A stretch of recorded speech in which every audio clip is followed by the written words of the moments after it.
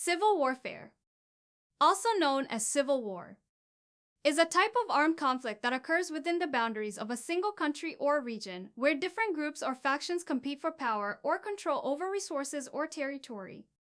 In a civil war, the combatants are usually citizens of the same country or region, and the conflict may arise from political, economic, social, ethnic, or religious differences. Civil wars can be extremely destructive and have a profound impact on the societies and economies of the countries affected by them, often resulting in significant loss of life, displacement of populations, and long-lasting political instability.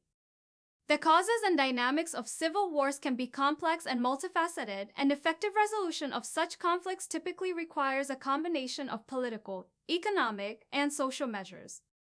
Civil wars occur for a variety of reasons, and each conflict has its own unique set of causes and circumstances.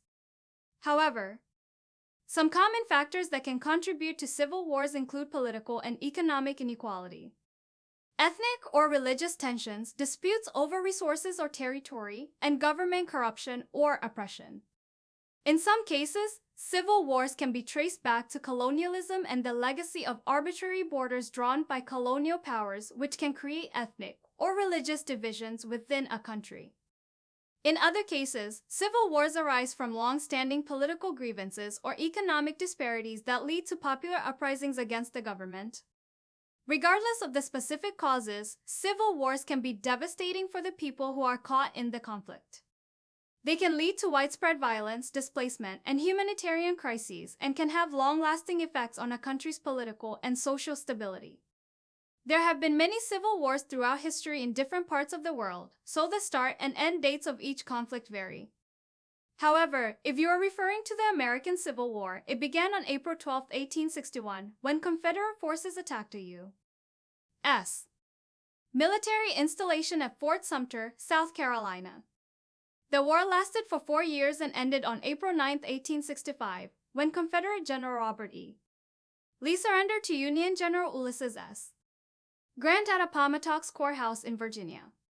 The American Civil War was a significant event in U.S. history, and it had a profound impact on the country. The war was fought between the northern states, known as the Union, and the southern states, known as the Confederacy, over issues of slavery, states' rights, and the balance of power between the federal government and the states. The war resulted in the abolition of slavery, the preservation of the Union, and the strengthening of federal authority over the states. The American Civil War had a profound impact on the United States and its people. Some of the major effects of the war were: 1. Abolition of slavery. The Civil War resulted in the abolition of slavery in the United States. President Abraham Lincoln issued the Emancipation Proclamation in 1863, which declared that all slaves in Confederate-held territory were to be freed. 2. Preservation of the Union. The Civil War was fought to preserve the Union, and the victory of the Union Army ensured that the United States remained a single, unified country. 3. Reconstruction after the war. The United States underwent a period of reconstruction, during which the federal government worked to rebuild the South and ensure civil rights for African Americans. This period was marked by significant political, social, and economic changes. 4. Loss of life and destruction. The Civil War was one of the deadliest conflicts in U.S. history, with an estimated 620,000 soldiers and civilians losing their lives. The war also caused significant destruction and devastation, particularly in the South. 5. Expansion of federal power. The war resulted in the expansion of federal power over the states as the federal government took a more active role in regulating economic and social affairs. 6. Transformation of American society. The Civil War transformed American society in many ways, including the growth of industry and the emergence of new technologies, such as railroads and telegraphs. It also led to significant changes in social structures, such as the status of African Americans and women. The Cold War was a geopolitical conflict between the United States and its allies, collectively known as the Western Bloc, and the Soviet Union and its allies, collectively known as the Eastern Bloc, that lasted from the end of World War I in 1945 until the collapse of the Soviet Union in 1991. 991. The term cold is used to describe the lack of direct military conflict between the two sides, although there were many proxy wars fought around the world. The origins of the Cold War can be traced back to the end of World War I when the Soviet Union and the United States emerged as the two superpowers of the world. The two sides had very different political and economic systems, with the Soviet Union promoting communism and state control of the economy, and the United States promoting capitalism and free markets. These differences led to deep mistrust between the two sides, with each seeing the other as a threat to its own way of life. The first major event of the Cold War was the Truman Doctrine in 1947, in which the United States pledged to provide military and economic aid to countries threatened by communism. This was followed by the Marshall Plan, which provided massive economic assistance to Western Europe to rebuild after the war and prevent the spread of communism. The Soviet Union responded by creating its own economic bloc, the Council for Mutual Economic Assistance (COMECON), and by tightening its grip on Eastern Europe through the creation of satellite states. The Cold War was characterized by a number of proxy wars fought around the world, in which the United States and the Soviet Union supported opposing sides. These included the Korean War, the Vietnam War, and the Soviet invasion of Afghanistan. The two sides also engaged in a nuclear arms race, with both sides developing increasingly powerful weapons and delivery systems. The Cold War also had a significant impact on culture and society.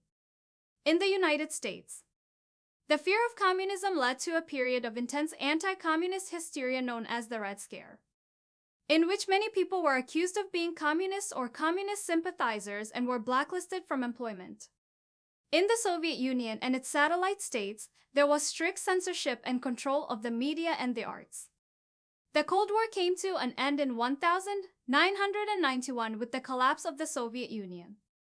The fall of the Berlin Wall in 1989 symbolized the end of the division between East and West, and the reunification of Germany in 1990 marked a major milestone in the end of the Cold War.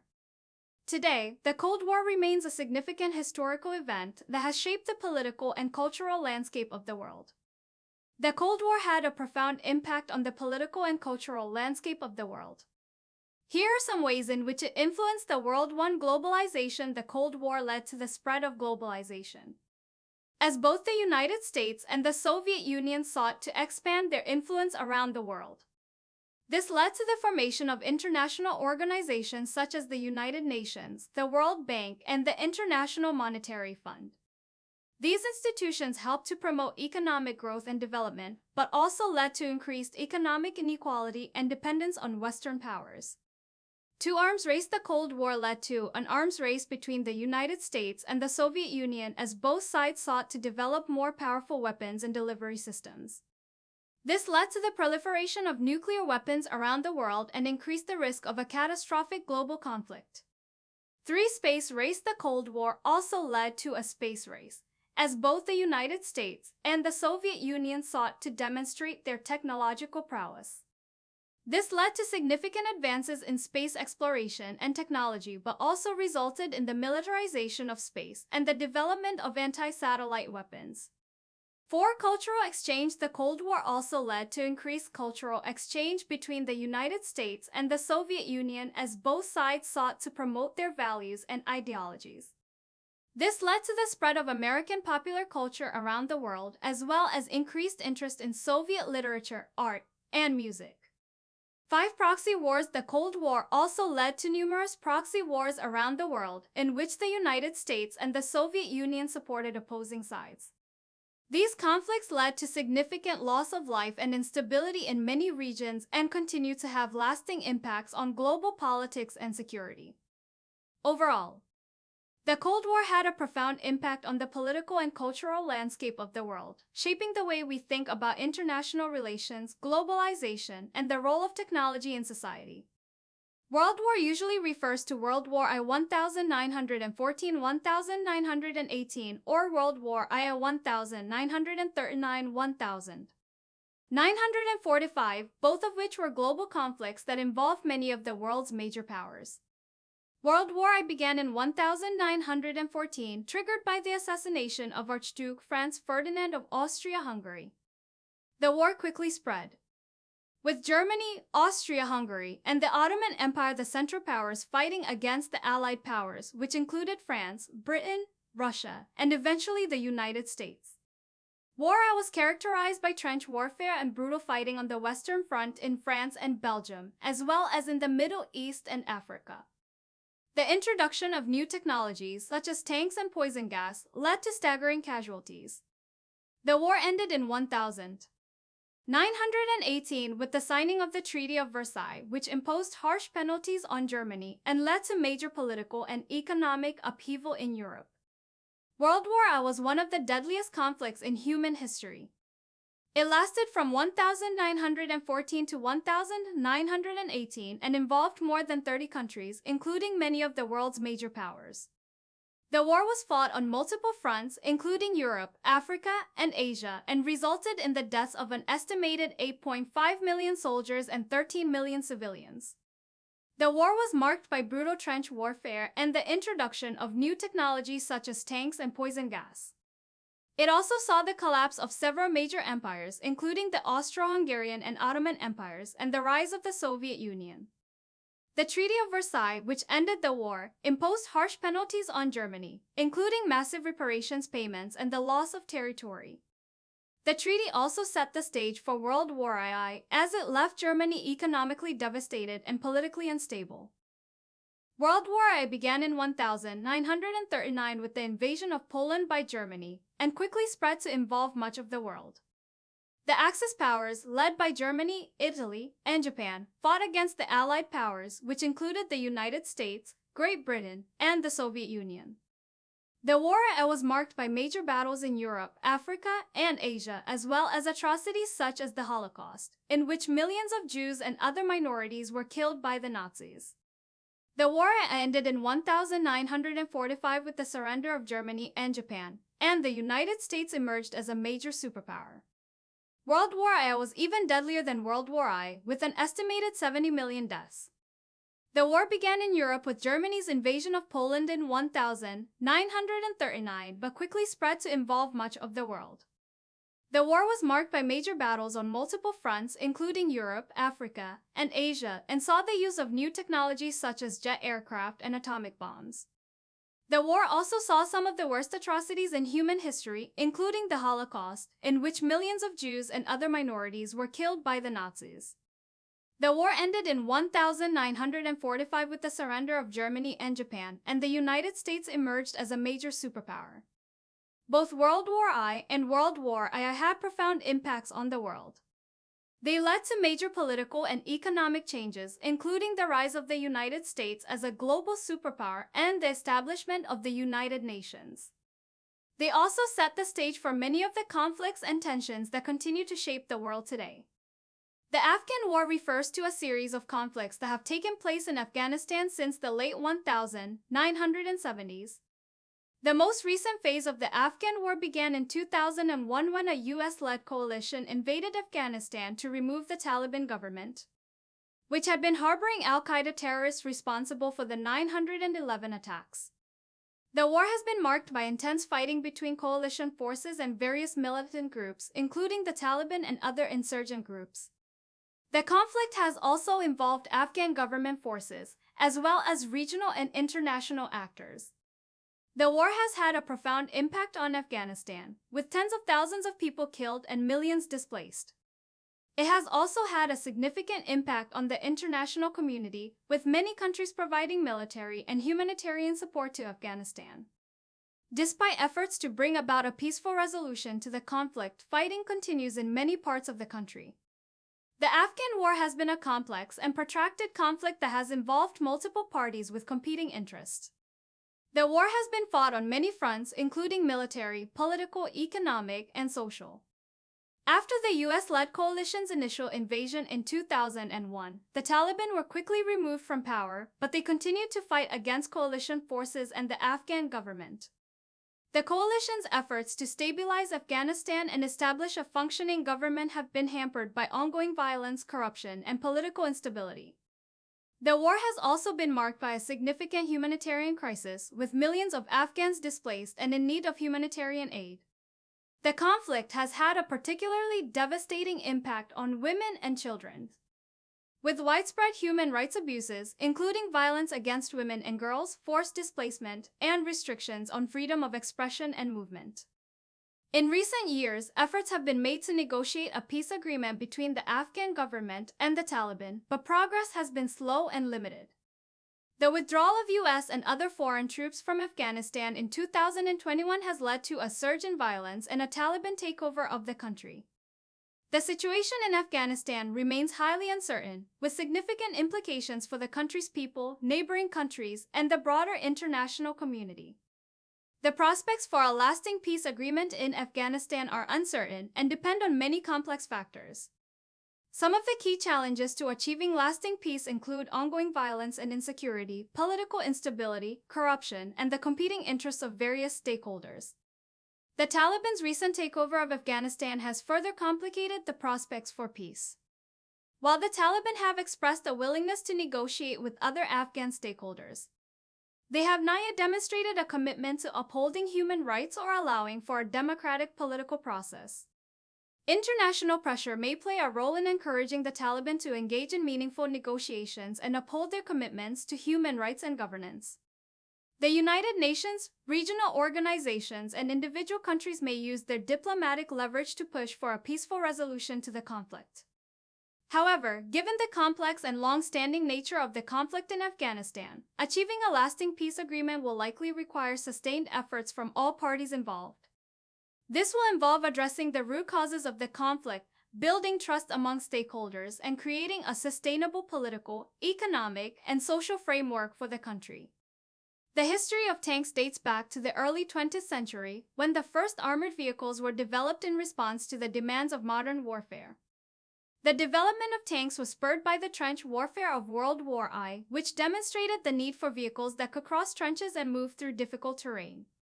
The first tanks were developed independently by the British and the French. The British built the first tank, the Mark I, in 1916. This early tank was slow, unreliable, and prone to breakdowns, but it demonstrated the potential of armored vehicles on the battlefield. The French followed the British example and developed their own tanks, including the Schneider CA-1 and the Saint-Chamond. These early tanks were also plagued by mechanical problems and were not very effective in combat. The Germans soon began developing their own tanks, including the A-7V, which was the first German tank to see combat. The A-7V was a massive vehicle that was heavily armed and armored, but it was also slow and difficult to maneuver. During World War I, tanks became a critical component of modern warfare. The German Panzer tanks were particularly effective and played a major role in the early successes of the German army. The Soviet Union also developed a formidable tank force, including the T-34, which was one of the most effective tanks of the war. After World War I, tanks continued to play an important role in modern warfare. The development of new technologies, such as guided missiles and advanced armor, has led to the creation of increasingly advanced tanks that are faster, more maneuverable, and more heavily armed and armored than ever before. Today, tanks remain a critical component of modern armies around the world. The Syrian civil war is an ongoing conflict that began in 2011 in Syria. It started as a peaceful protest movement against the government of President Bashar al-Assad, but quickly escalated into a full-blown civil war after the government responded with force. The conflict has been characterized by widespread violence, including the use of chemical weapons, and has resulted in the deaths of hundreds of thousands of people, as well as the displacement of millions more. The war has been fought between the government forces, backed by Russia and Iran, and various opposition groups, including the Free Syrian Army, as well as Islamist extremists such as ISIS and Jabhat al-Nusra. The conflict has also attracted involvement from various foreign powers, including the United States, the United Kingdom, and France, who have supported the opposition, as well as Russia and Iran, who have supported the government. The war has had a profound impact on the region, with neighboring countries also being affected by the conflict, and has been marked by numerous atrocities and human rights violations. The Syrian civil war has been a complex conflict with many different actors and factors involved. One of the main factors that contributed to the outbreak of the war was the Arab Spring, a series of pro-democracy uprisings that swept through the Middle East and North Africa in 2011 in Syria. Protests began in March of that year, with demonstrators calling for political reforms and greater freedoms. The Syrian government, under the leadership of President Bashar al-Assad, responded to the protests with violence, using the military to crack down on demonstrators and arresting thousands of people. This led to a violent backlash from opposition groups who began to take up arms against the government. The conflict quickly escalated, with both sides engaging in increasingly brutal tactics. One of the key factors that have prolonged the war has been the involvement of foreign powers. Russia has been a key backer of the Syrian government, providing military and logistical support, while Iran has also provided military assistance and funding. On the other side, the United States, the United Kingdom, and France have supported the opposition, providing weapons and training. The war has also been characterized by the rise of extremist groups such as ISIS, who have taken advantage of the chaos to establish a foothold in the region. The group has carried out numerous atrocities, including mass executions and the use of chemical weapons. The humanitarian toll of the war has been devastating, with hundreds of thousands of people killed and millions more displaced. The conflict has also had a ripple effect on the region, with neighboring countries such as Lebanon, Jordan, and Turkey struggling to cope with the influx of refugees. Despite numerous attempts to bring an end to the conflict through diplomatic means, the war continues to rage on. While there have been some recent developments towards a political solution, the situation in Syria remains precarious and the future of the country is uncertain. The Yemeni civil war is an ongoing conflict that began in 2015 in Yemen, a country in the southern part of the Arabian Peninsula. The war has been fought between the internationally recognized government of President Abdrabbuh Mansur Hadi, backed by a coalition of countries led by Saudi Arabia and the United Arab Emirates, and Houthi rebels who are aligned with former President Ali Abdullah Saleh and are believed to be backed by Iran. The conflict began when the Houthis, who are a Shia Muslim rebel group, took control of the capital city of Sana'a and forced President Hadi to flee the country. In response, a coalition of countries led by Saudi Arabia and the UAE launched a military intervention in support of the Yemeni government. The conflict has been marked by widespread violence, including the use of airstrikes by the coalition forces and the use of rockets and other weapons by the Houthi rebels. The war has had a devastating impact on Yemeni civilians, with thousands of people killed and millions more displaced from their homes. The war has also had a severe impact on the country's infrastructure, including hospitals, schools, and other critical facilities. The conflict has led to a humanitarian crisis, with tens of millions of Yemenis in need of food, water, and medical assistance. The conflict has been complicated by the involvement of external actors, including Iran and the United States. Iran has been accused of providing support to the Houthi rebels, while the United States has provided logistical and intelligence support to the Saudi-led coalition. Despite numerous attempts to reach a political solution to the conflict, the war continues to rage on, with both sides showing little sign of backing down. The situation in Yemen remains one of the world's worst humanitarian crises, with millions of people in need of urgent assistance. The Yemeni civil war has been a complex and multifaceted conflict that has involved numerous actors and factors. One of the key factors that contributed to the outbreak of the war was the political instability that has plagued Yemen for decades. This instability was exacerbated by the Arab Spring in 2011, which led to the ouster of Yemen's longtime authoritarian leader, Ali Abdullah Saleh. The Houthis, who are a Shia Muslim rebel group, took advantage of the political vacuum in the aftermath of Saleh's ouster to seize control of the capital city of Sana'a and other parts of the country. The group is believed to be backed by Iran, which has provided weapons, training, and other forms of support to the rebels. In response, a coalition of countries led by Saudi Arabia and the United Arab Emirates launched a military intervention in support of the Yemeni government, which is led by President Abdrabbuh Mansur Hadi. The coalition has carried out numerous airstrikes against Houthi targets, which have resulted in significant civilian casualties.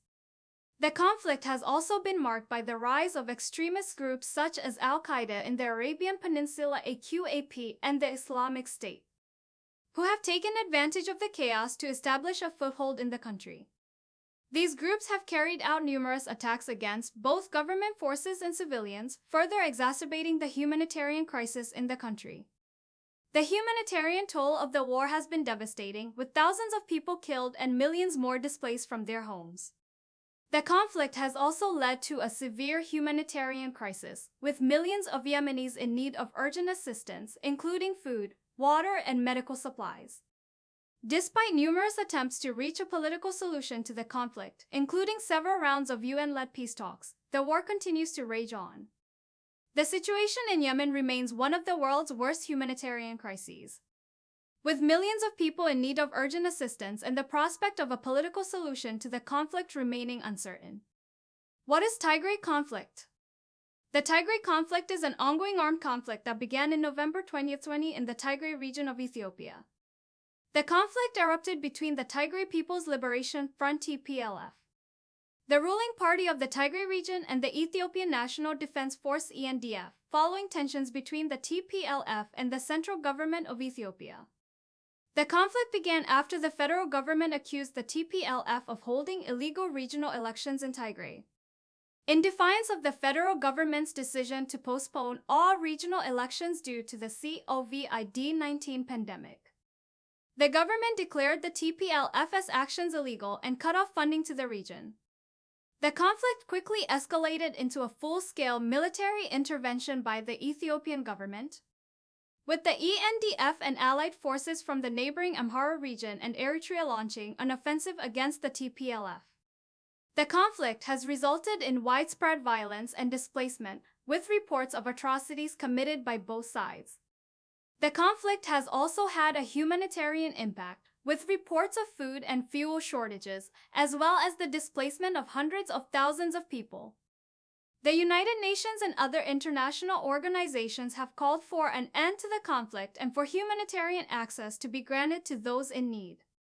The Tigray conflict has been characterized by allegations of war crimes and other violations of international law, including reports of massacres, sexual violence, and the use of child soldiers. Human rights organizations have also raised concerns about the targeting of civilians, including the intentional destruction of homes and the displacement of populations. The conflict has led to a humanitarian crisis, with an estimated 5.2 million people in need of assistance, including food, shelter, and medical care. There have been reports of widespread food and fuel shortages, as well as a lack of access to essential services such as healthcare and education. The conflict has also had regional implications, with neighboring countries expressing concern about the potential for instability and the spread of violence. The conflict has led to a significant influx of refugees into Sudan, with over 60,000 people crossing the border since the conflict began. Efforts to resolve the conflict have been ongoing, with negotiations between the Ethiopian government and the TPLF taking place in an effort to reach a ceasefire. However, the situation remains complex and volatile, with reports of ongoing violence and human rights abuses.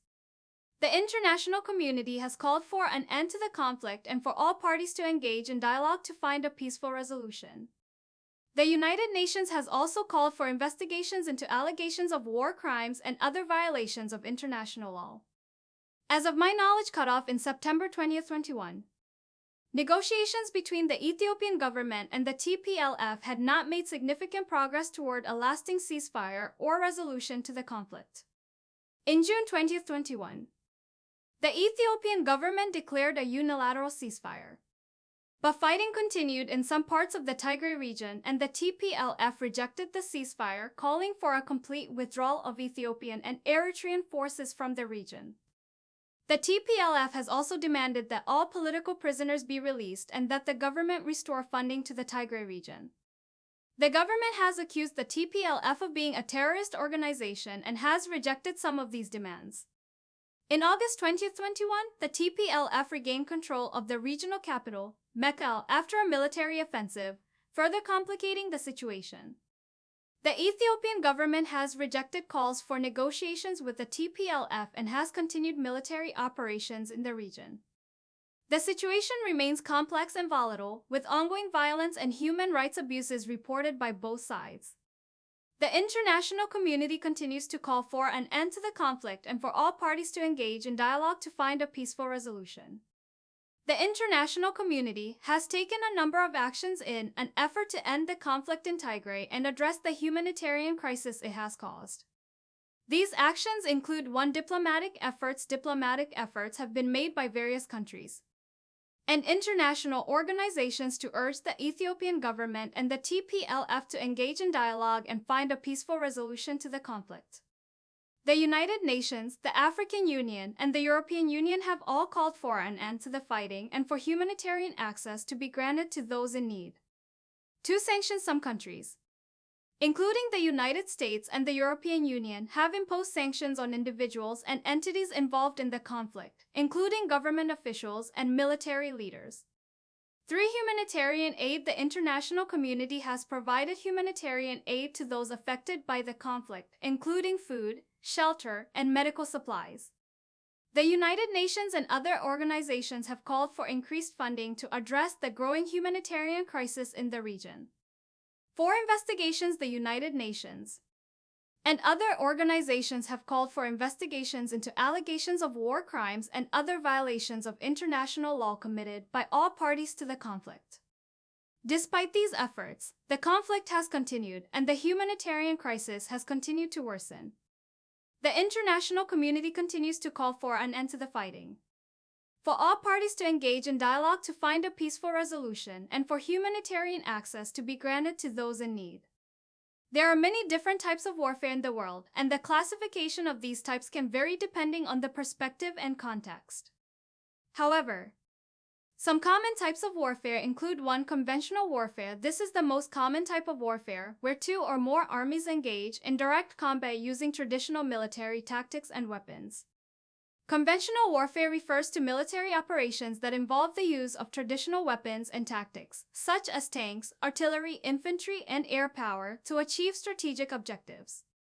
In contrast to unconventional warfare, such as guerrilla warfare or terrorism, conventional warfare typically involves formal military forces engaging in open combat against each other in well-defined battlefields or theaters of operation. Conventional warfare is often fought between nation-states or between alliances of nation-states and may involve the use of conventional military strategies, such as attrition, maneuver, and encirclement. The use of nuclear, biological, or chemical weapons is generally considered outside the bounds of conventional warfare.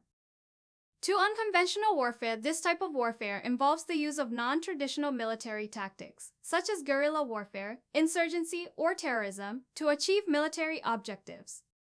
Unconventional warfare (UW) is a type of military operation that involves the use of tactics and strategies that are different from those used in conventional warfare. It is typically employed by non-state actors, such as insurgent groups or guerrilla fighters, who operate outside of the traditional military hierarchy and use tactics such as ambushes, sabotage, and hit-and-run attacks to achieve their objectives. UW is characterized by its reliance on irregular tactics, including the use of covert operatives, intelligence gathering, and unconventional weapons. It often involves the use of asymmetric tactics, where a weaker force seeks to exploit the vulnerabilities of a stronger force, such as through the use of improvised explosive devices (IEDs) or other forms of asymmetric warfare. In contrast to conventional warfare, which is typically fought between nation-states or formal military organizations, UW is often fought by non-state actors who lack the resources and technology of a traditional military force. Because of this, UW can be difficult to predict and counter and requires a different set of skills and strategies than conventional warfare. 3. Asymmetric warfare. This is a type of warfare where one side has a significant advantage over the other in terms of military strength, leading the weaker side to use non-traditional tactics to level the playing field. Asymmetric warfare is a form of warfare where opposing forces have different capabilities, strengths, and weaknesses. In an asymmetric conflict, one side is usually significantly weaker than the other in terms of military power, resources, or technology, and as a result, the weaker side must use unconventional tactics to gain an advantage. Asymmetric warfare can take many forms, including insurgency, guerrilla warfare, terrorism, and cyber warfare. In such conflicts, the weaker side often seeks to avoid direct engagement with the stronger force, instead relying on surprise attacks, sabotage, and other forms of asymmetrical tactics to disrupt the enemy's operations and gain strategic advantages. Asymmetric warfare can be challenging for the stronger side because traditional military tactics and strategies may not be effective against an opponent who is less reliant on traditional methods of warfare. Asymmetric warfare also tends to be drawn out and difficult to resolve, as the weaker side may be able to continue fighting despite sustaining significant losses. Ultimately, success in asymmetric warfare often depends on factors such as intelligence gathering, diplomacy, and the ability to adapt to rapidly changing circumstances.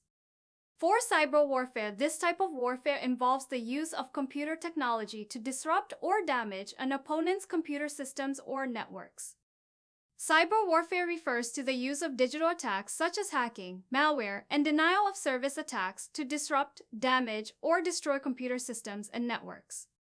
Cyber warfare can be carried out by state actors, non-state actors, or individuals, and can target a wide range of targets, including government agencies, military organizations, critical infrastructure, and businesses.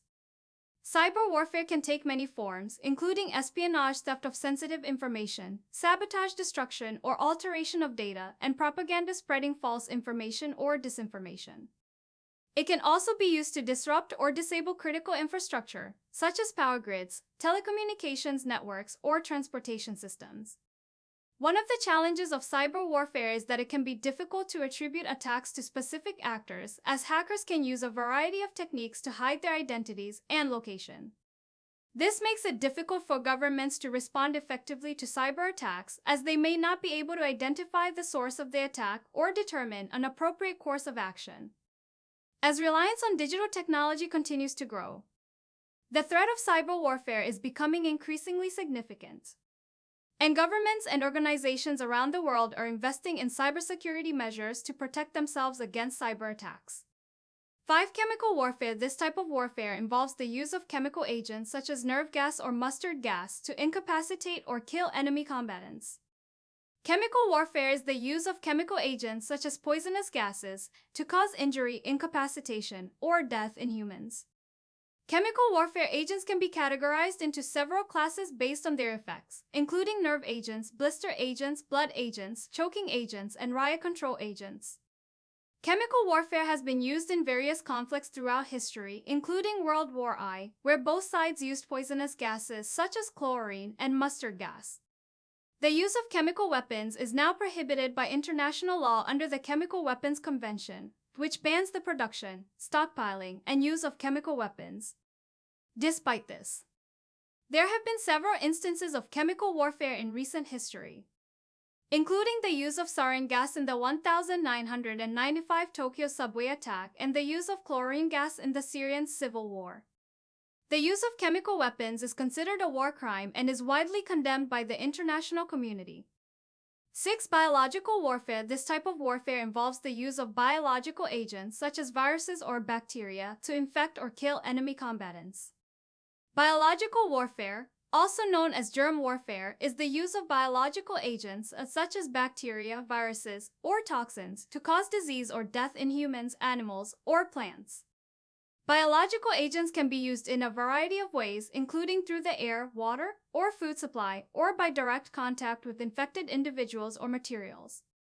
Biological warfare has a long history and was used as early as the 14th century when the Mongols reportedly catapulted plague-infected corpses over the walls of the city of Kaffa, now Feodosia, Ukraine, during a siege.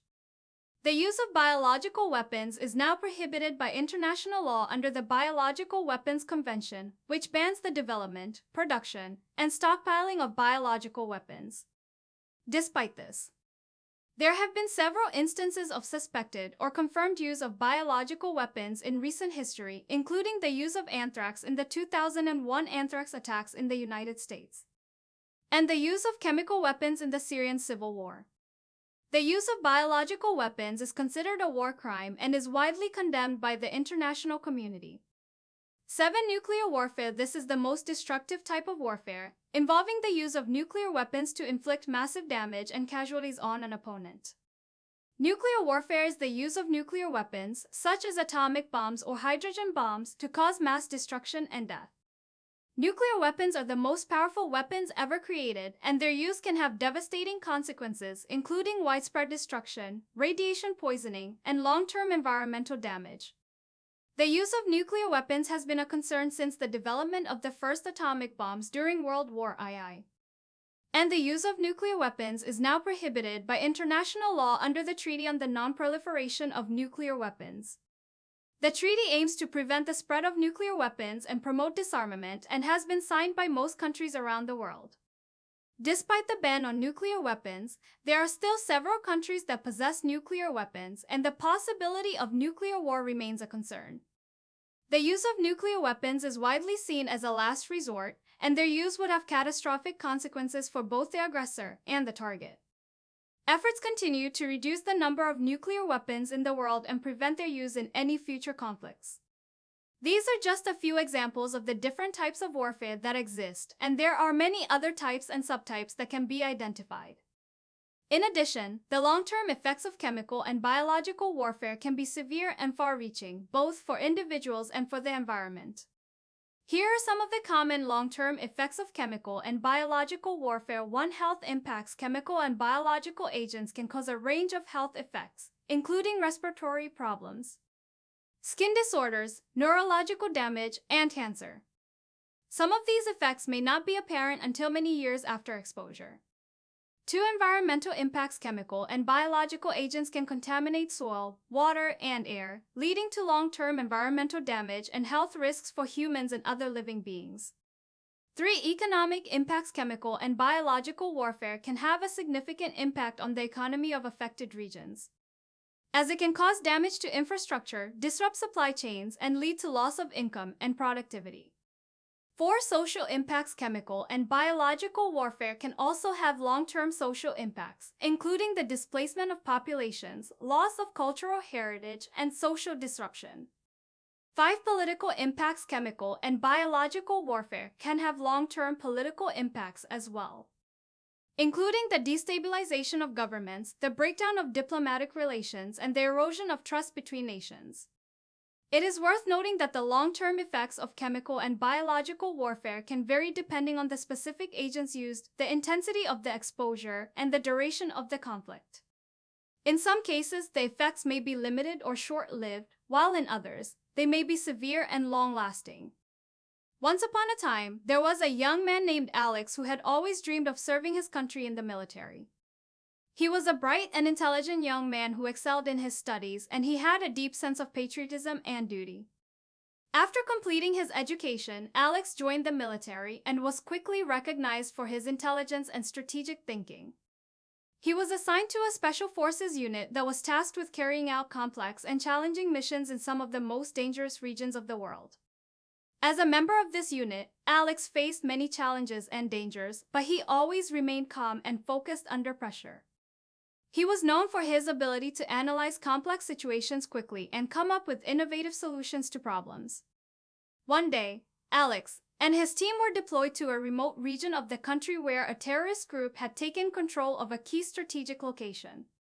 The group had fortified their position with heavy weapons and were well-trained and well-equipped. Despite the odds, Alex and his team were determined to complete their mission and neutralize the threat. They spent several days gathering intelligence and analyzing the enemy's defenses, and then they formulated a plan of attack. The plan was risky and complex, but Alex was confident that it would work. He and his team launched their assault in the dead of night, using stealth and surprise to gain the upper hand. The battle was intense and fierce, with heavy gunfire and explosions ringing out across the battlefield. But Alex and his team fought with skill and determination, using their training and experience to outmaneuver and outsmart the enemy. In the end, the mission was a success. The terrorist group was neutralized and the strategic location was secured. Alex and his team were hailed as heroes, and their bravery and skill were honored by the military and the country. From that day on, Alex became known as one of the smartest and most challenging military leaders of his generation. He continued to serve his country with distinction, always pushing himself and his team to be the best they could be. And he remained a symbol of courage, intelligence, and patriotism for generations to come. After the successful mission, Alex continued to serve in the military and was eventually promoted to a leadership position. He was known for his innovative thinking and his ability to inspire his troops to perform at their best. One of Alex's most challenging missions came during a conflict with a neighboring country. The two nations had been engaged in a long-standing dispute over a border region, and tensions had been escalating for months. As the conflict escalated, Alex was tasked with leading a critical mission to capture a key enemy stronghold. The stronghold was heavily fortified with artillery and armored vehicles, and the enemy forces were well-trained and well-equipped. Alex knew that this mission would be one of the most challenging of his career. He spent weeks studying intelligence reports and analyzing the enemy's defenses, and he worked closely with his team to develop a plan of attack. The plan was risky and complex, but Alex was confident that it would work. He and his team launched their assault under cover of darkness, using stealth and surprise to gain the upper hand. The battle was intense and brutal, with heavy casualties on both sides. But Alex and his team fought with courage and determination, using their skills and training to outmaneuver and outsmart the enemy. Despite the odds, they succeeded in capturing the stronghold, dealing a major blow to the enemy's military capabilities. The mission was hailed as a triumph of strategy and leadership, and Alex was honored for his bravery and skill. After the conflict ended, Alex retired from the military and returned to civilian life. But his legacy lived on, and he remained a symbol of courage, intelligence, and patriotism for generations to come. Alex's leadership style was characterized by a strong focus on intelligence, innovation, and teamwork. He believed that success in the military required not just bravery and determination, but also intelligence and strategic thinking. Unlike some military leaders who relied on brute force and overwhelming firepower, Alex emphasized the importance of gathering intelligence, analyzing data, and coming up with innovative solutions to complex problems. He believed that by using his brain, he could outsmart the enemy and achieve victory more efficiently and with fewer casualties. In addition, Alex was a strong believer in teamwork and collaboration. He knew that the success of any mission relied on the contributions of every member of the team, and he worked hard to build strong relationships with his fellow soldiers. He was known for his ability to inspire and motivate his troops, and he always led by example, showing courage, dedication, and professionalism in everything he did. Overall, Alex's leadership style was characterized by a unique combination of intelligence, innovation, and teamwork. His approach was different from that of many other military leaders, but it was highly effective, and it helped him achieve success in some of the most challenging and dangerous missions of his career. Alex's leadership style differed from other military leaders in several ways. Here are a few examples. 1. Focus on intelligence and innovation. As I mentioned earlier, Alex believed that success in the military required not just bravery and determination, but also intelligence and strategic thinking. Unlike some military leaders who relied on brute force and overwhelming firepower, Alex emphasized the importance of gathering intelligence, analyzing data, and coming up with innovative solutions to complex problems. 2. Emphasis on teamwork and collaboration. Alex was a strong believer in teamwork and collaboration.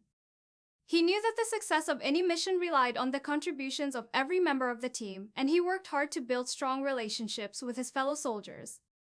He was known for his ability to inspire and motivate his troops, and he always led by example, showing courage, dedication, and professionalism in everything he did. 3. Adaptability and flexibility. Alex was able to adapt and change his plans as the situation on the ground evolved. He was not afraid to deviate from the original plan if he felt that it was no longer effective, and he was always looking for new ways to achieve his objectives. 4. Emotionally intelligent leadership. Alex was also known for his emotionally intelligent leadership style. He was able to read the emotions and motivations of his team members and adjust his leadership style accordingly. He was also able to manage his own emotions effectively, which helped him stay calm and focused under pressure. The Akkadian Empire was one of the first empires in world history, located in Mesopotamia, which is now modern-day Iraq. It was established by Sargon of Akkad in the 21st century BCE and lasted for about 2 centuries before collapsing in the 21st century BCE. Sargon of Akkad was a powerful ruler who conquered many of the city-states of Sumer and Akkad, uniting them under his rule and creating a centralized government. He established a new capital city called Akkad, which became the center of his empire. Under Sargon and his successors, the Akkadian Empire expanded to include much of Mesopotamia, as well as parts of Syria and Iran. The empire was characterized by a strong military, efficient administration, and significant cultural achievements, including the development of the Akkadian language, one of the earliest known Semitic languages. The Akkadian Empire collapsed in the 21st century BCE due to a combination of factors, including environmental changes, economic decline, and internal political struggles. However, its legacy lived on through the Akkadian language and culture, which continued to influence subsequent civilizations in the region. The Akkadian Empire was a significant political and cultural force in ancient Mesopotamia. Here are some additional details about the empire. 1. The founder of the empire, Sargon of Akkad, was born in the city-state of Kish and rose to power as a military leader. He established the empire by conquering various city-states in Sumer and Akkad, as well as regions further afield. Sargon was known for his military prowess and his administrative reforms, which centralized power in the empire and established a system of governors to oversee the different regions. 2. The Akkadian Empire was one of the first empires in world history, and its political structure and methods of governance influenced subsequent empires in the region, such as the Babylonian and Assyrian empires.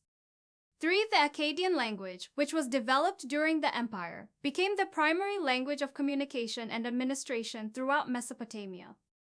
It was a Semitic language, related to Hebrew and Arabic, and featured a complex system of cuneiform writing.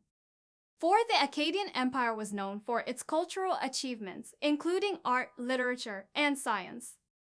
Some of the most famous works of Akkadian literature include the Epic of Gilgamesh, one of the earliest known works of epic poetry, and the Code of Hammurabi, a legal code that established rules and punishments for various crimes. 5. The empire's collapse in the 21st century BCE is attributed to a combination of factors, including environmental changes such as drought and famine, invasions by neighboring peoples, and internal political struggles. After the collapse of the Akkadian Empire, Mesopotamia was divided into smaller city-states once again, and new empires eventually arose in the region. One of the neighboring peoples that invaded the Akkadian Empire was the Gutians, who lived in the Zagros Mountains to the east of Mesopotamia.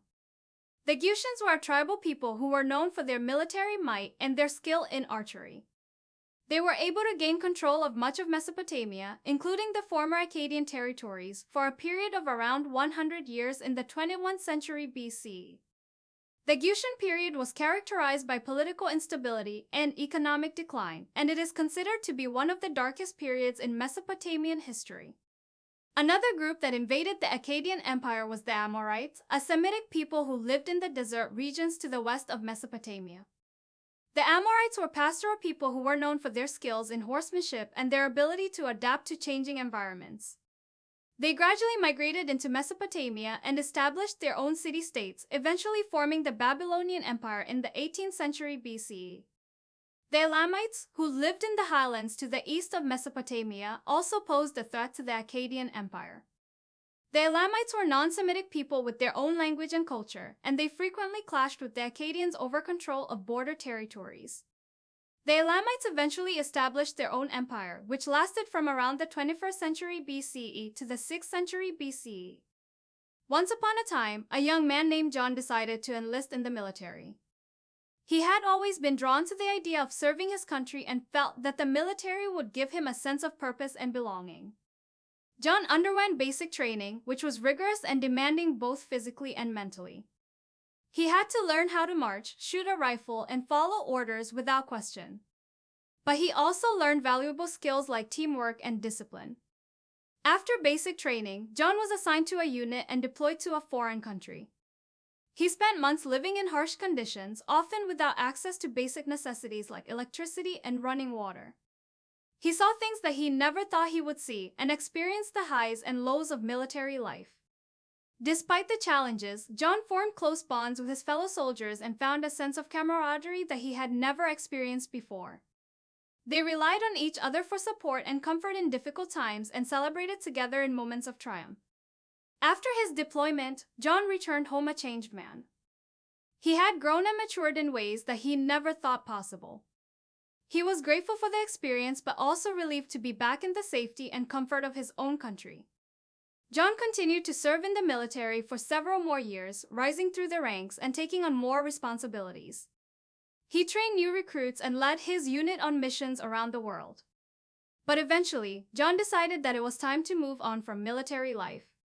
He had accomplished everything he had set out to do and was ready for a new chapter in his life. He retired with honor and returned to civilian life, grateful for the lessons he had learned and the friendships he had made along the way. After retiring from military life, John struggled to adjust to civilian life. He found it difficult to relate to people who had never served in the military and missed the camaraderie and sense of purpose that he had experienced during his time in uniform. However, John was determined to move forward and make a new life for himself. He enrolled in college and pursued a degree in business, using the discipline and work ethic he had learned in the military to excel in his studies. As he adjusted to civilian life, John also began to reflect on his experiences in the military. He realized that his time in uniform had taught him valuable lessons about leadership, teamwork, and sacrifice, lessons that would serve him well in his civilian career and personal life.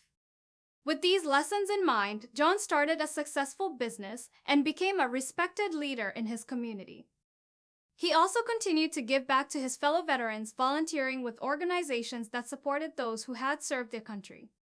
Looking back on his military life, John felt proud of what he had accomplished and grateful for the opportunities he had been given. He knew that the lessons he had learned and the friendships he had made would stay with him for the rest of his life and that he would always be a part of the military family. If John were to offer advice to someone struggling to adjust to civilian life after serving in the military, he would likely encourage them to focus on their strengths and the skills they learned during their time in uniform. He would advise them to seek out other veterans who would understand their experiences and provide a sense of camaraderie and support. He might also suggest that they consider pursuing education or training in a field that interests them, using the discipline and work ethic they developed in the military to excel in their studies. John would also emphasize the importance of seeking help if needed. The transition from military to civilian life can be difficult, and it's okay to ask for assistance from family, friends, or professionals if necessary. Finally, John would encourage anyone struggling to adjust to civilian life to remember that they are not alone. Many veterans have successfully made the transition to civilian life, and with time and effort, they too can find fulfillment and success in their post-military lives. The Nagorno-Karabakh conflict is an ongoing territorial dispute between Armenia and Azerbaijan over the Nagorno-Karabakh region, which is located in the South Caucasus. The conflict began in the late 1980s and early 1990s as the Soviet Union was collapsing. Nagorno-Karabakh is a mountainous region that is predominantly inhabited by ethnic Armenians but is internationally recognized as part of Azerbaijan. As the Soviet Union began to break up, the region's Armenian population sought to break away from Azerbaijan and join Armenia, while Azerbaijan sought to maintain its territorial integrity. In 1991, Nagorno-Karabakh declared independence from Azerbaijan, and a war broke out between the two sides that lasted until a ceasefire was declared in 1994. Since then, the conflict has remained unresolved, with occasional outbreaks of violence. The conflict has caused significant human suffering, including the displacement of hundreds of thousands of people and the loss of thousands of lives. It has also had a destabilizing effect on the region, with both Armenia and Azerbaijan accusing each other of supporting terrorism and engaging in other destabilizing activities. The Nagorno-Karabakh conflict is a complex issue that has historical, ethnic, territorial, and political dimensions. The region has been the subject of contention between Armenia and Azerbaijan for decades, with both sides claiming a legitimate right to the territory. The conflict is rooted in the historical tensions between the Armenian and Azerbaijani communities. In the early 20th century, the region was part of the Russian Empire, and both Armenians and Azerbaijanis lived there together. However, tensions between the two communities erupted into violence in the late 1980s as the Soviet Union began to collapse and nationalist movements emerged in the region.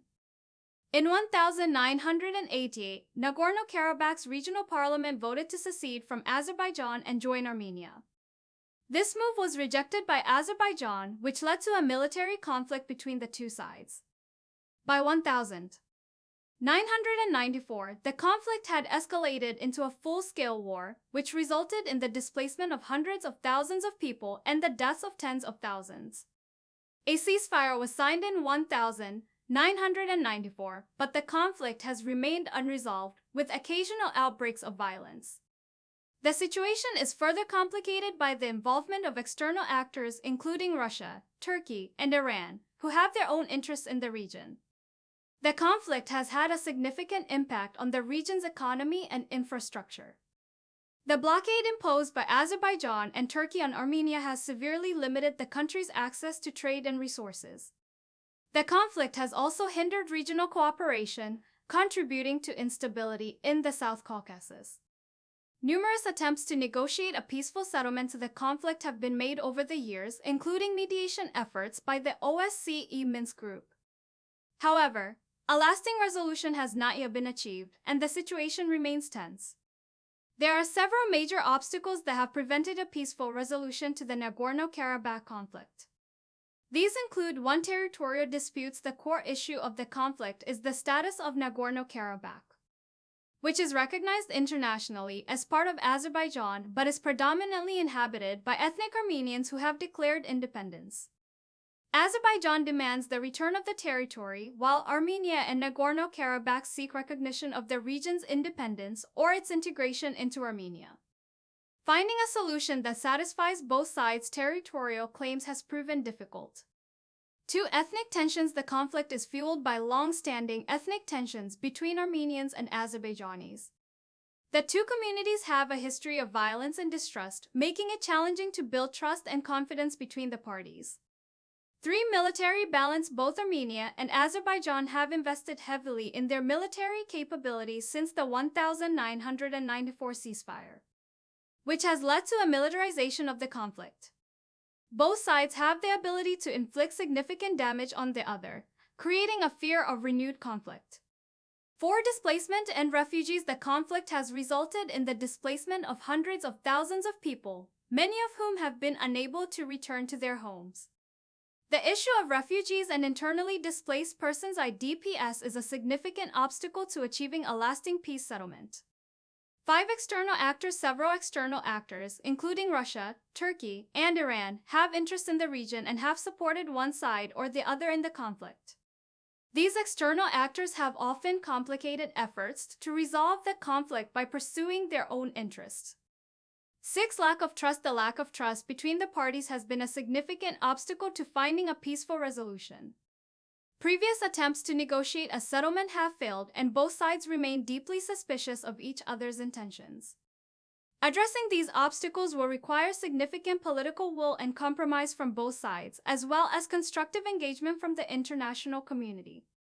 War, in the popular sense, is a conflict between political groups involving hostilities of considerable duration and magnitude. In the usage of social science, certain qualifications are added. Sociologists usually apply the term to such conflicts only if they are initiated and conducted in accordance with socially recognized forms. They treat war as an institution recognized in custom or in law. Military writers usually confine the term to hostilities in which the contending groups are sufficiently equal in power to render the outcome uncertain for a time. Armed conflicts of powerful states with isolated and powerless peoples are usually called pacifications. Military expeditions or explorations with small states, they are called interventions or reprisals, and with internal groups, rebellions or insurrections. Such incidents, if the resistance is sufficiently strong or protracted, may achieve a magnitude that entitles them to the name war. In all ages, war has been an important topic of analysis. In the latter part of the 20th century, in the aftermath of two world wars and in the shadow of nuclear, biological, and chemical holocaust, more was written on the subject than ever before. Endeavors to understand the nature of war, to formulate some theory of its causes, conduct, and prevention, are of great importance, for theory shapes human expectations and determines human behavior. The various schools of theorists are generally aware of the profound influence they can exercise upon life, and their writings usually include a strong normative element, for, when accepted by politicians, their ideas can assume the characteristics of self-fulfilling prophecies. Evolution of theories of war reflecting changes in the international system. Theories of war have passed through several phases in the course of the past 3 centuries.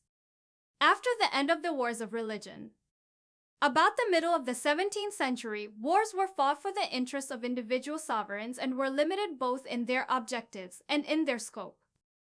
The art of maneuver became decisive, and analysis of war was couched accordingly in terms of strategies.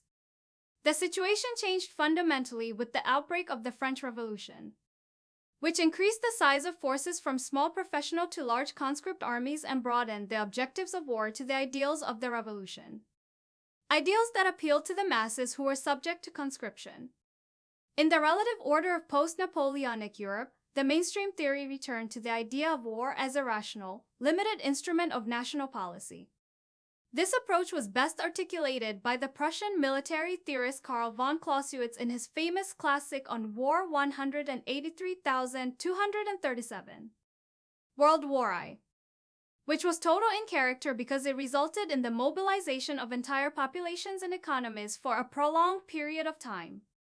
Did not fit into the Clausewitzian pattern of limited conflict, and it led to a renewal of other theories. These no longer regarded war as a rational instrument of state policy.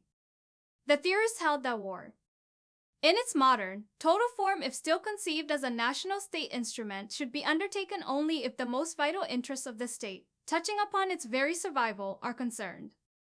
Otherwise, warfare serves broad ideologies and not the more narrowly defined interests of a sovereign or a nation. Like the religious wars of the 17th century, war becomes part of grand designs, such as the rising of the proletariat in communist eschatology or the Nazi doctrine of a master race. Some theoreticians have gone even further, denying war any rational character whatsoever. To them, war is a calamity and a social disaster, whether it is afflicted by one nation upon another or conceived of as afflicting humanity as a whole. The idea is not new in the aftermath of the Napoleonic Wars. It was articulated, for example, by Tolstoy in the concluding chapter of War and Peace 186,569.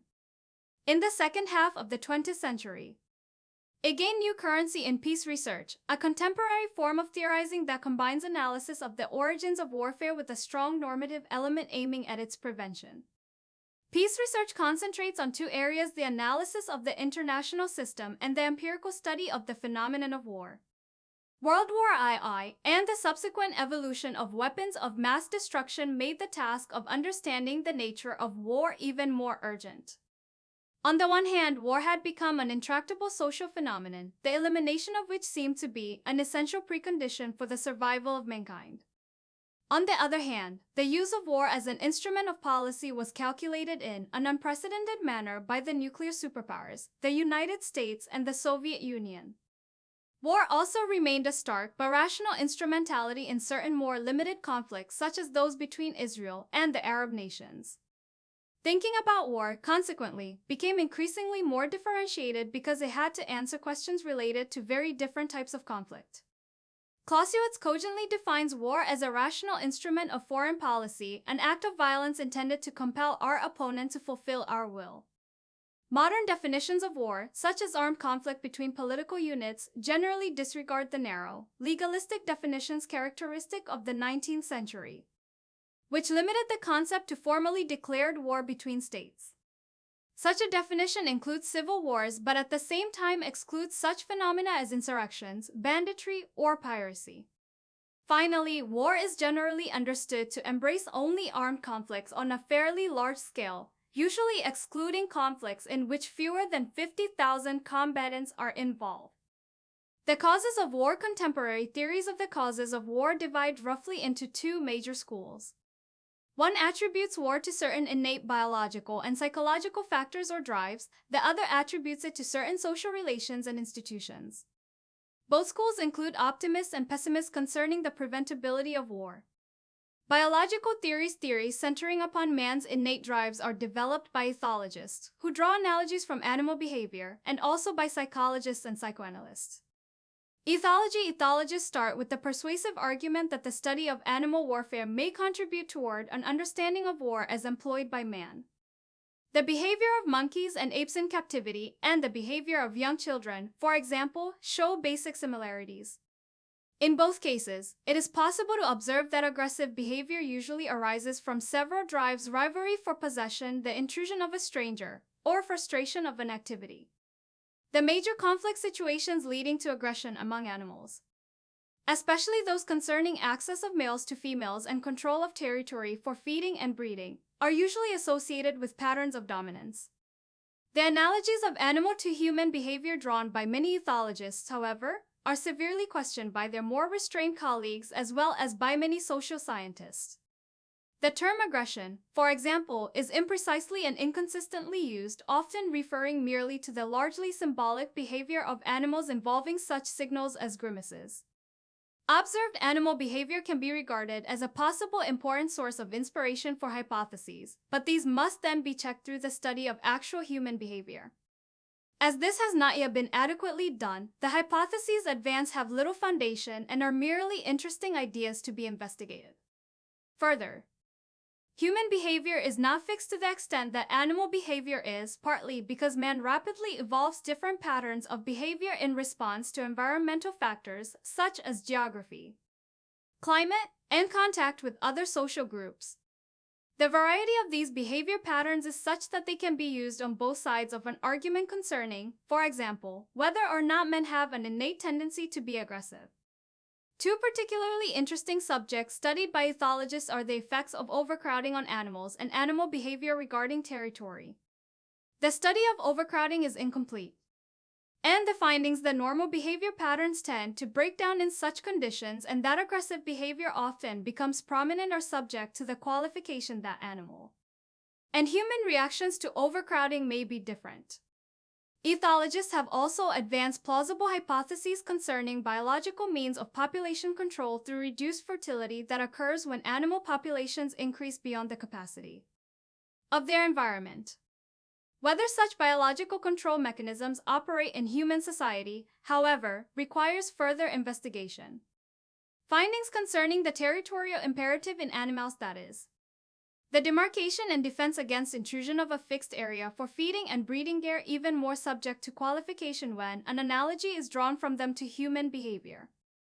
The analogy between an animal territory and a territorial state is obviously extremely tenuous.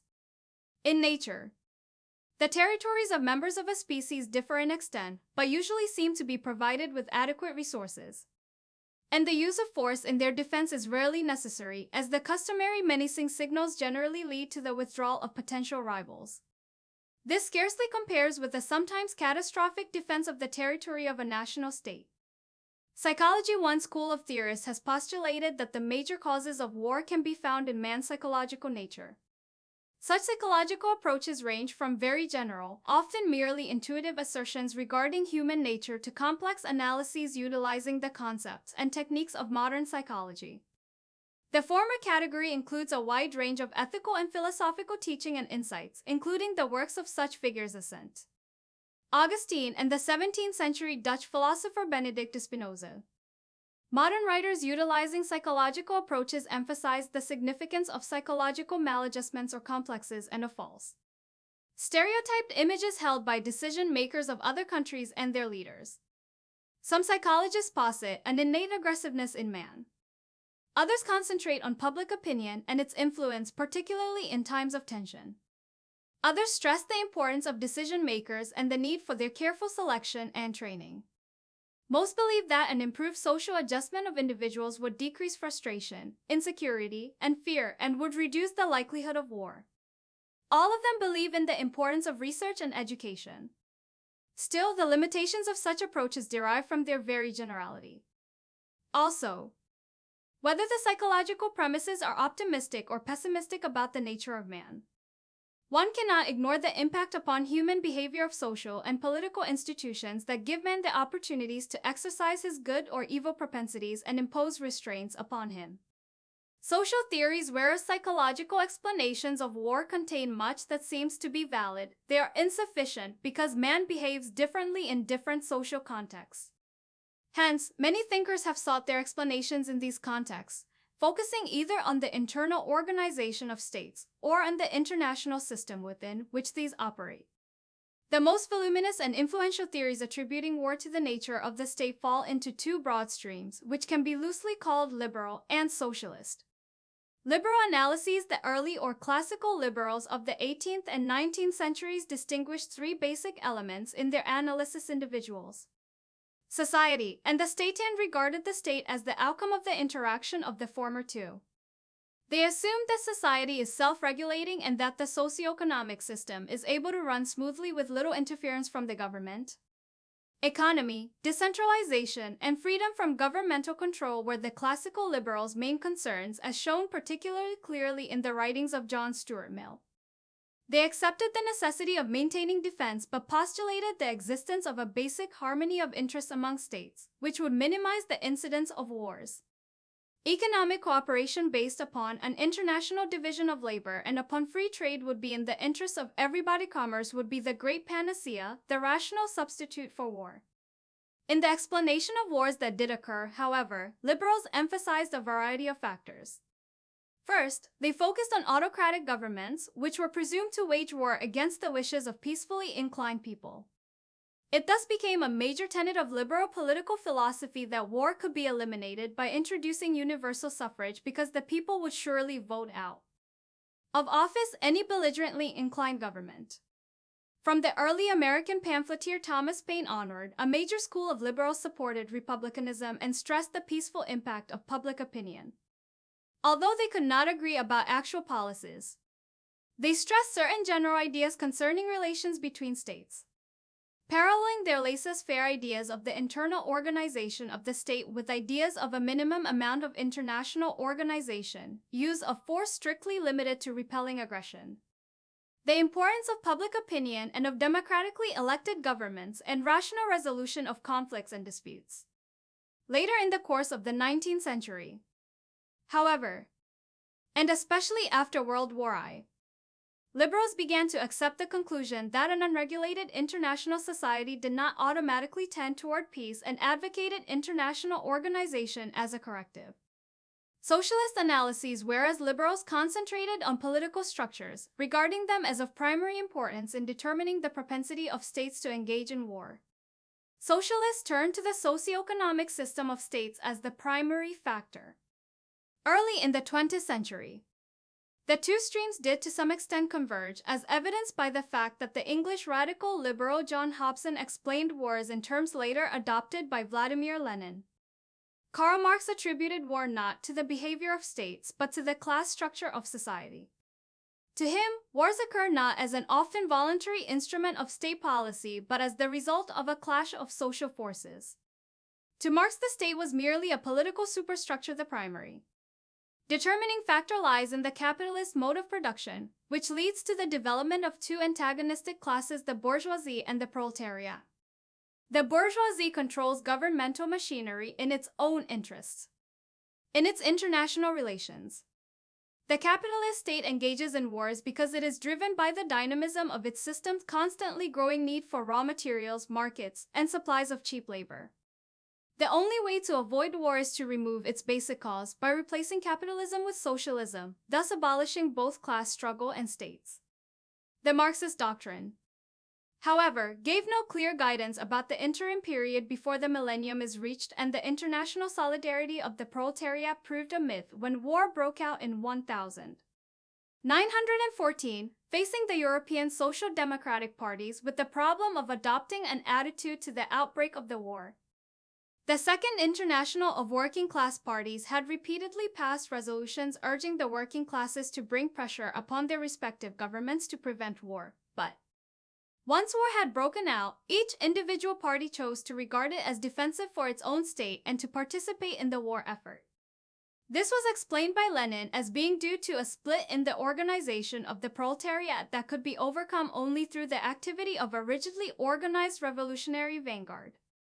Socialists in the West turned increasingly, although in varying degrees, to revisionist interpretations of Marxism and returned to their attempts to revise socioeconomic structures through evolutionary constitutional processes, seeing this as the only possible means of preventing wars.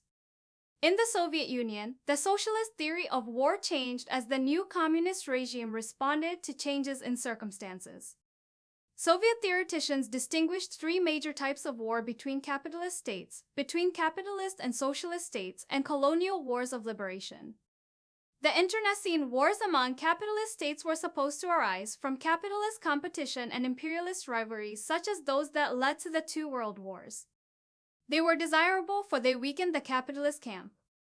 A war between capitalist and socialist states was one that clearly expressed the basic principle of class struggle and was, therefore, one for which the socialist states must prepare.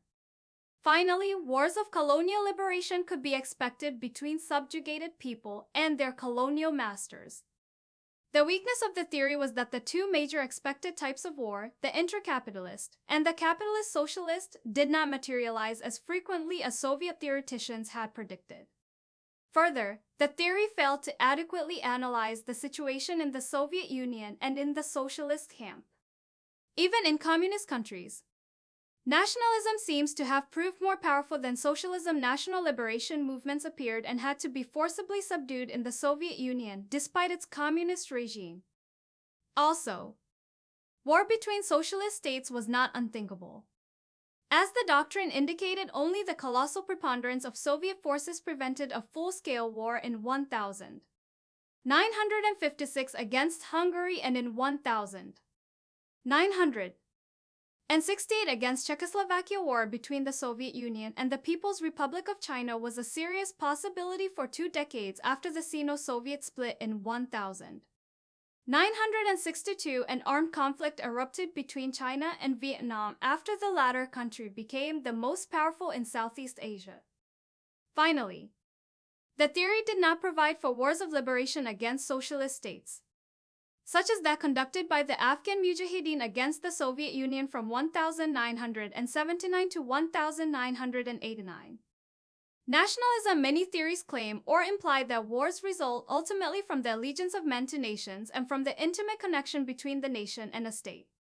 This link between the nation and the state is firmly established by the doctrine of national self-determination, which has become in the eyes of many the major basis of the legitimacy of states and the major factor in their establishment and breakup. It was the principle on which the political boundaries of Eastern Europe and the Balkans were arranged after World War I and became the principal slogan of the anti-colonial movement of the 20th century, finding expression in Chapter I, Article 1 of the Charter of the United Nations in the objective of self-determination of peoples, as well as in the more specific provisions of Chapters XI and XII. It is this intimate link between nationalism and statehood that renders them both so dangerous. The rulers of a state are ultimately governed in their behavior by what is loosely summed up as the national interest, which occasionally clashes directly with the national interests of other states. The ideal of the nation-state is never fully achieved. In no historical case does one find all members of a particular nation gathered within one state's boundaries. Conversely, many states contain sizable national minorities. This lack of full correlation has frequently given rise to dangerous tensions that can ultimately lead to war. A government inspired by nationalism may conduct a policy aiming at the assimilation of national minorities, as was the general tendency of Central and Eastern European governments in the interwar period. It may also attempt to reunite the members of the nation living outside its boundaries, as Adolf Hitler did.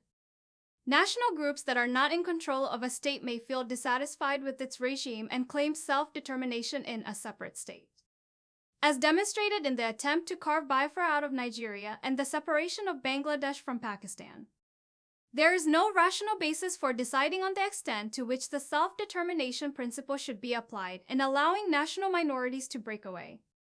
As a rule, the majority group violently opposes the breakaway movement.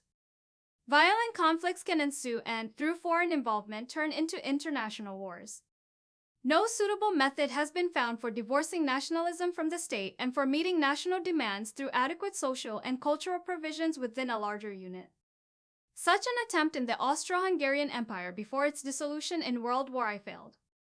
Even the Soviet Union was not permanently successful in containing its large proportion of national minorities. Nationalism not only induces wars but, through the severity of its influence, makes compromise and acceptance of defeat more difficult. It thus tends to prolong the duration and increase the severity of wars. Possibly, however, this is the characteristic only of new, immature nationalisms, for nationalism has ceased to be a major cause of conflict and war among the nations of Western Europe. Nationalism is but one form of ideology in all ages. People seem to develop beliefs and try to proselytize others. Even within particular ideological groups, schisms result in conflicts as violent as those between totally opposed creeds, and heretics are often regarded as more dangerous and hostile than opponents. As long as individual states can identify themselves with explosive differences in beliefs, the probability of a war between states is increased and its intensity is likely to be greater. Special interest groups, whereas some theories of war regard the state as an undifferentiated whole and generalize about its behavior. Other theorists are more sociologically oriented and focus on the roles played within the state by various special interest groups. A distinction is made by these theorists between the great mass of people and those groupings directly involved or influential with the government. The people about whose attitudes adequate knowledge is lacking are generally assumed to be taken up with their daily lives and to be in favor of peace. The influential groups, who are directly involved in external affairs and hence, in wars, are the main subject of analysis. Warlike governments dragging peace-loving people into international conflict is a recurrent theme of both liberal and socialist analyses of war. Some writers have gone to the length of postulating a continuous conspiracy of the rulers against the rule that can be traced to prehistoric times when priests and warriors combined in the first state structures. Most writers, however, narrow the field and seek an answer to the question of why some governments are more prone to engage in war than others. And they generally find the answer in the influence of important interest groups that pursue particular and selfish ends. The chief and most obvious of such groups is the military. Military prowess was a major qualification for political leadership in primitive societies. The search for military glory as well as for the spoils of victory seems to have been one of the major motivations for war. Once the military function became differentiated and separated from civilian ones, the tension between the two became one of the most important issues of politics. The plausible view has generally been held that the military strives for war, in which they attain greater resources and can satisfy their status-seeking and, sometimes, also an aspiration for direct and full political power. In peacetime, the military is obviously less important, is denied resources, and is less likely to influence or attain political power directly. At the same time, a second, although usually subsidiary, consideration of the military as a causal agent in war holds that an officer corps is directly responsible for any fighting, and is thus more aware of its potential dangers for its members and for the state as well. Although intent on keeping the state in a high state of preparedness, the military may be more cautious than civilians about engaging in war. It is often held, however, that increased military preparedness may result in increased tensions and thus indirectly lead to the outbreak of war. Closely allied are theories about groups that profit from wars: economically capitalists and financiers, especially those involved in industries catering to war. All these play a central part as the villains of the peace in socialist and liberal theories of war. And even those not subscribing to such theories do not deny the importance of military-industrial complexes in countries in which large sectors of the economy specialize in war supplies. But although industrialists in all the technologically advanced systems are undoubtedly influential in determining such factors as the level of armaments to be maintained, it is difficult to assume that their influence is or could be decisive when actual questions concerning war or peace are being decided by politicians. Finally, some scientists and technologists constitute a new, much smaller, but important group with special interests in war. To some extent, one can generalize about them, although the group is heterogeneous, embracing as it does nuclear scientists, space researchers, biologists and geneticists, chemists and engineers. If they are involved in defense work, they all share the interest of the military in securing more resources for their research without their military applications. For example, neither nuclear nor space research would have gone ahead nearly as fast as it has. War, however, does not enhance the status and standing of scientists. On the contrary, they come under the close control of the military. They also usually have peaceful alternatives to military research, although these may not be very satisfactory or ample. Consequently, although modern war technology depends heavily upon scientists, and although many of them are employed by governments in work directly or indirectly concerned with this technology, scientists as a group are far from being wedded to war. On the contrary, many of them are deeply concerned with the mass destruction made possible by science and participate in international pacifist movements. The control of the war, the international environment within which states and the people within them operate is regarded by many theorists as the major factor determining the occurrence and nature of wars. War remains possible as long as individual states seek to ensure self-preservation and promote their individual interests, and in the absence of a reliable international agency to control the actions of other states solely on their own efforts. It is no accident that reforms of the international system figure prominently in many prescriptions for the prevention of war. Whereas the reform of human propensities or of the state is bound to be a long drawn-out affair if it is at all possible. Relatively straightforward partial reforms of the international system may produce significant restraints upon resorting to war, and a thorough reform could make war impossible. Some theorists, being more optimistic about the nature of states, concentrate upon the removal of the fear and suspicion of other states, which is characteristic of the present as well as of all historical political systems. Others, being less optimistic, think mainly of possible controls and restraints upon the behavior of states. The underlying reasoning of both parties is generally similar. If individual states in competitive situations are governed by a short-term conception of their interests, acute conflicts between them will occur and will show a strong tendency to escalate. Thus, one state erects a tariff barrier to protect its industry against the competition of a trade partner, and the partner retaliates, the retaliatory interaction being repeated until the two countries find themselves in a trade war. Armaments races show a similar tendency to escalate, particularly so in an age of rapid technological change. The economic and scientific efforts necessary to avoid falling behind rivals in the invention and development of rapidly improving weapons of mass destruction have already reached unprecedented heights. And yet, neither trade wars nor arms races necessarily end in violent conflict. There seem to be operating some restraining and inhibiting factors that prevent an automatic escalation. Much of the theory of war concerns itself with the identification, improvement, and development of these restraining factors. Diplomacy, the outcome of starkly competitive behavior leading to wars, is clearly against the interests of states, and it is rational for them to seek more desirable outcomes. If competitive behavior is dangerous, theorists seek alternative methods of cooperative behavior that would not jeopardize the interests of the state by exposing it to the possibly less cooperative behavior of others. Some theorists concentrate on improving the rationality of the decision-making of individual states through a better understanding of the international environment, through eliminating misperceptions and irrational fears, and through making clear the full possible costs of engaging in war and the full destructiveness of an all-out war possible in our age.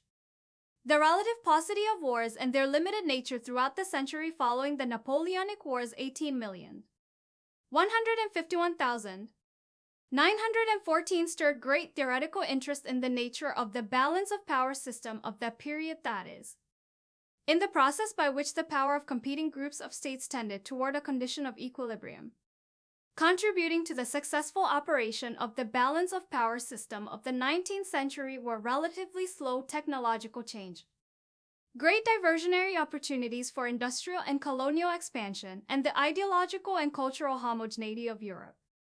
Pursuit of a balance of power is a way of conducting foreign policy that is perhaps less prone to war than other types of policy because instead of indiscriminately increasing their power, States increase it only moderately, so as not to provoke others, and instead of joining the strongest, they join the weaker side in order to ensure balance.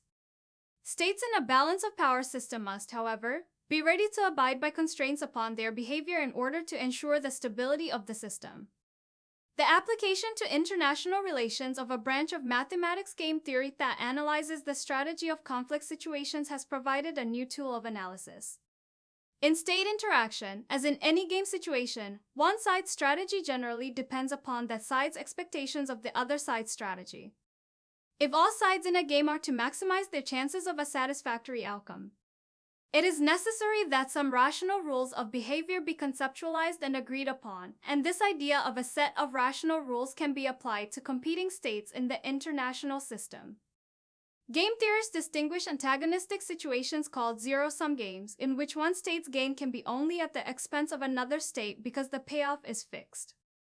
Even then, a mutually acceptable distribution of gains can be rationally reached on the basis of the minimax principle if party in a position of advantage satisfies itself with the minimum acceptable gain because it realizes that the other party in a position of disadvantage would yield on the basis of its possible minimum loss but would violently oppose a distribution even more to its detriment. In other situations, called non-zero-sum games, the payoff is not constant but can be increased by a cooperative approach. The gain of one participant is not at the cost of another. The contestants, however, have to agree on the distribution of the gain, which is the product of their cooperation. The theory of games is the foundation of theories of bargaining that analyze the behavior of individual states in interaction. Diplomacy based upon such theories is less likely to lead to war. Policymakers pursuing such strategies will conduct conflicts of the zero-sum type so that war is avoided. More than that, with some skill, such situations can be transformed into the non-zero-sum type by introducing additional benefits accruing from cooperation in other interactions and also, more generally, by eliminating the likelihood of war and consequently by reducing the cost of preparing for one. Regional integration, because wars within states have been eliminated through the establishment of suitable political structures, such as central governments that hold a monopoly of coercive power. Many theories concentrate on the establishment of parallel structures within the international context. Regional integration cooperation in economic, social, and political affairs. As, for example, within the European Union, and the establishment of security communities such as the North Atlantic Treaty Organization have made much greater advances than attempts at the reform of the entire global international system. Because conflicts among neighbors tend to be frequent, regional integration is an important advance toward reducing the incidence of war, even if it were to become generally successful. However, regional integration would simply shift the problem of war to a different level. There would be fewer possibilities of war because interregional conflicts would be contained. But interregional conflicts could still give rise to wars of much greater scope and severity. The phenomenon of war must, therefore, be analyzed at the universal level. Behavior international law. Some of the most influential thinking about war and the international system has come from specialists in international law. All of them postulate that there exists an international society of states that accepts the binding force of some norms of international behavior. These norms are referred to as international law, although they differ fundamentally from municipal law because no sovereign exists who can enforce them. Most international lawyers realistically accept that international law is, consequently, among rather than above states. It is, according to legal doctrine, binding on states but unenforceable. International law concerns itself largely with two aspects of war: its legality and its regulation. As far as the legality of war is concerned, there arose in the 20th century a general consensus among states, expressed in several international treaties, including the Covenant of the League of Nations, the Kellogg-Briand Pact of 1928, and the Charter of the United Nations, that resort to armed force, except in certain circumstances such as self-defense, is illegal. Such a legalistic approach to the prevention of war, however, remains futile in the absence of a means of enforcement. The enforcement provisions of the United Nations Charter which entail the application of military and economic sanctions, have never been applied successfully owing to political disagreement among the major powers. This underlines the fact that legal norms, to be effective, must reflect an underlying political reality. The United Nations is charged with the maintenance of international peace and security. The several approaches to peace outlined in its charter and developed in its practice are based upon and clearly reflect the cumulative development of the relevant theories of war. Drawing heavily upon the experience of the League of Nations, the Charter develops three interrelated approaches. First, pacific settlement of disputes, which would leave nations with nothing to fight about. Second, collective security, which would confront aggressors with too much to fight against. And third, disarmament, which would deprive them of anything substantial with which to fight.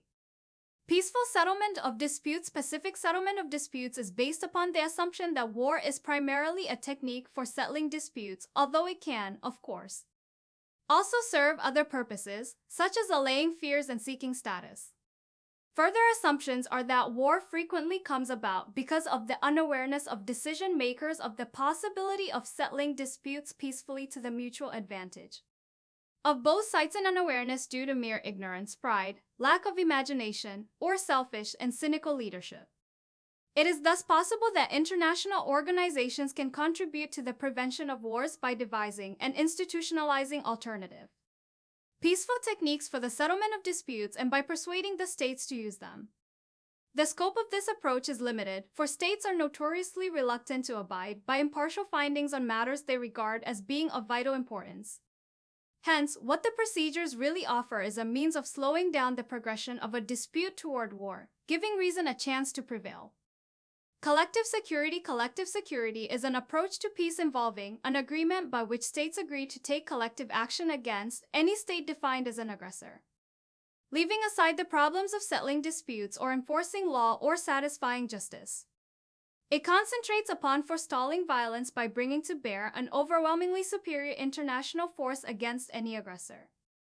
Although collective security, in somewhat different forms, played a prominent part in the League of Nations Covenant and is embodied in the United Nations Charter, it has completely failed in both cases, failing an international government capable of ultimately determining the issues. Nations have not managed to agree on an unequivocal definition of aggression, have not in practice accepted the principle that aggression must be acted against independently of the identity of the perpetrator, and, therefore, have not established the international collective security force envisaged in the Charter. Disarmament, and limitation of armaments are based upon the theory that states are inclined to strive for dominance in arms over any potential rivals, and that this leads to arms races that tend to end in war. The major besetting sin of this theory is that it often tends to confuse cause with effect. Although arms races develop momentum of their own, they are themselves the result of political tensions leading to war. In short, it is the tensions that cause war, not the arms races. To hold otherwise is to mistake a symptom for a cause. Hence, reducing the levels of armaments does not necessarily reduce these tensions. Furthermore, it is the instability of strategic balances, rather than their level, that leads to war. Agreements about disarmament or limitation of armaments may easily disturb the existing precarious balance and, therefore, be actually conducive to war. Limiting conflict, as these major approaches to peace envisaged in its charter have not proved very fruitful, the United Nations has developed two new procedures aiming at the limitation of wars. First, preventive diplomacy, largely comprising the diplomatic initiatives of the Secretary-General and the stationing of peacekeeping forces, has served to contain local conflicts and to prevent escalation, especially the involvement of the superpowers. Second, although the General Assembly's recommendations have no legally binding force, they have become increasingly influential, for the Assembly has become an important agency for what has been called the collective legitimization of state policies. Resort to war becomes more costly when a state is faced with the prospect of a collective condemnation. This new restraint upon war does not, however, act upon conflicts that the Assembly may favorably regard as wars of colonial liberation. Nor could the Assembly's disapproval be relied upon to deter states from waging war in pursuit of an interest they deem to be truly vital. World government both the shortcomings and the limited practicability of all the approaches to the elimination of war through the reform of the international system have driven many thinkers to accept the idea that war can only be abolished by a full-scale world government. No midway solution between the relative anarchy of independent individual states and a world government with the full paraphernalia of legislative powers and of an overwhelming military force would provide a sufficiently stable international framework for the nations to feel that wars would not break out, and thus stop them from behavior that is often conducive to wars. In an age faced with the danger of a war escalating into a general extermination of mankind, the central importance of preserving peace is obvious and is generally accepted. But here the thinkers divide. Some press on from this analysis to the logical conclusion that mankind must and, therefore, will establish a world government, and they advance ideas on how best to proceed in this direction. Others regard the world government as completely utopian, no matter how logical and desirable it may be. Yet, in terms of actual policies, the adherents of the two schools do not necessarily divide, whether they do or do not believe that world government is attainable. They agree that the complex phenomenon of war represents a potential calamity of such a magnitude that all theorists must endeavor to understand it and apply their understanding to the prevention and mitigation of war with all the means at their disposal. Exercises Grand Slam, Long Step, and Mainbrace in January 1950, the North Atlantic Council approved NATO's military strategy of containment. NATO military planning took on a renewed urgency following the outbreak of the Korean War in the early 1950s, prompting NATO to establish a force under a centralized command adequate to deter aggression and to ensure the defense of Western Europe. Allied Command Europe was established under General of the Army Dwight D. Eisenhower, U.S. Army. On 2 April 1951, the Western Union Defense Organization had previously carried out Exercise Verity, a 1,949 multilateral exercise involving naval air strikes and submarine attacks. Exercise Mainbrace brought together 200 ships and over 50,000 personnel to practice the defense of Denmark and Norway from the Soviet attack in 1952. It was the first major NATO exercise. The exercise was jointly commanded by Supreme Allied Commander Atlantic Admiral Lynn D. McCormick, USN, and Supreme Allied Commander Europe General Matthew B. Ridgway, U.S. Army. During the autumn of 1952, the United States, the United Kingdom, Canada, France, Denmark, Norway, Portugal, Netherlands, and Belgium all participated. Exercises Grand Slam and Long Step were naval exercises held in the Mediterranean Sea during 1952 to practice dislodging an enemy occupying force and amphibious assault. It involved over 170 warships and 700 aircraft under the overall command of Admiral Robert B. Carney, the overall exercise commander. Admiral Carney summarized the accomplishments of Exercise Grand Slam by stating, "We have demonstrated that the senior commanders of all four powers can successfully take charge of a mixed task force and handle it effectively as a working unit." The Soviet Union called the exercises warlike acts by NATO, with particular reference to the participation of Norway and Denmark, and prepared for its military maneuvers in the Soviet zone. Exercise Strikeback was a major NATO naval exercise held in 1957, simulating a response to an all-out Soviet attack on NATO. The exercise involved over 200 warships, 650 aircraft, and 75,000 personnel from the United States Navy, the United Kingdom's Royal Navy, the Royal Canadian Navy, the French Navy, the Royal Netherlands Navy, and the Royal Norwegian Navy. As the largest peacetime naval operation up to that time, Exercise Strikeback was characterized by military analyst Hanson W. Baldwin of the New York Times as constituting the strongest striking fleet assembled since World War II. Exercise Reforger from the R.E. Turn of FOR says to GER Many was an annual exercise conducted during the Cold War by NATO, while U.S. troops could be easily flown across the Atlantic. The heavy equipment and armor reinforcements would have to come by sea and be delivered to POMCU as pre-positioned overseas material configured to unit set sites. These exercises tested the United States and Allied abilities to carry out transcontinental reinforcement. Timely reinforcement was a critical part of the NATO reinforcement exercises. The United States needed to be able to send active-duty Army divisions to Europe within 10 days as part of a wartime NATO general deployment. In addition to assessing the capabilities of the United States, Reforger also monitored the personnel, facilities, and equipment of the European countries, playing a significant role in the reinforcement effort. The exercise was intended to ensure that NATO could quickly deploy forces to West Germany in the event of a conflict with the Warsaw Pact. The Warsaw Pact outnumbered NATO throughout the Cold War in conventional forces and especially in tanks and armored vehicles. Therefore, in the event of a Soviet invasion, in order not to resort to tactical nuclear strikes, NATO forces defending against a Warsaw Pact armored spearhead would have to be quickly resupplied and replaced. Reforger was not merely a show of force. In the event of a conflict, it would be the actual plan to strengthen the NATO presence in Europe. In that instance, it would have been referred to as Operation Reforger. The political goals of Reforger were to promote extended deterrence and foster NATO cohesion. Important components in Reforger included the Military Airlift Command, the Military Sealift Command, and the Civil Reserve Air Fleet. 7 Days to the River Rhine 7 Days to the River Rhine was a top-secret military simulation exercise developed in 1979 by the Warsaw Pact.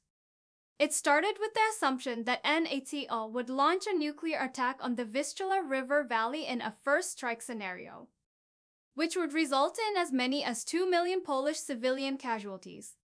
In response, a Soviet counter-strike would be carried out against West Germany, Belgium, the Netherlands, and Denmark, with Warsaw Pact forces invading West Germany and aiming to stop at the River Rhine by the 7th day. Other USSR plans stopped only upon reaching the French border on day 9.